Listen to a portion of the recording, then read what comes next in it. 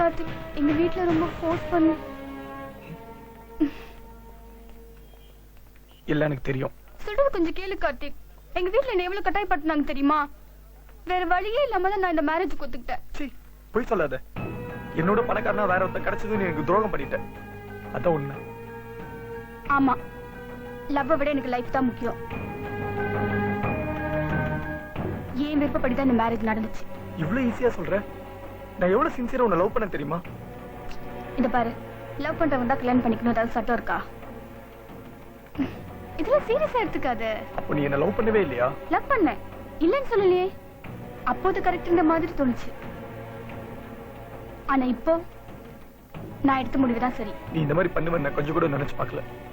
என் மனசு எந்த அளவுக்கு கஷ்டப்படும் யோசிச்சு பாத்தியா? நீ கஷ்டப்படுறத பத்திலாம் நல்லா யோசிச்சுட்டு இருக்க முடியாது. எனக்கு என் லைஃப் நல்லா இருக்கணும், நான் சந்தோஷமா இருக்கணும். மத்த எதை பத்தியும் எனக்கு கவலை இல்லை. நம்ம கல்யாணம் பண்ணி நல்லா இருக்கணும்ன்றதுக்காக தான் நான் ஆஸ்திரேலியாவுக்கு போனேன்.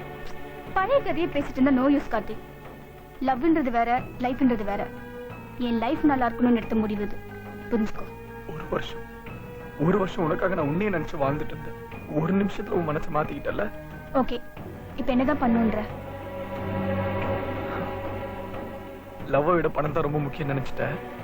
கண்டிப்பா இதுக்கு நீ ஃபீல் பண்ணுவ. இந்த கதைலாம் நமக்கு வேணாம். உனக்கு ஃப்ரெண்ட்ல ஒரு அட்வைஸ் பண்ணட்டா? சீக்கிரமா ஒரு பொண்ணை பார்த்து கல்யாணம் பண்ணிக்கோ, என்ன மறந்துடுவேன்.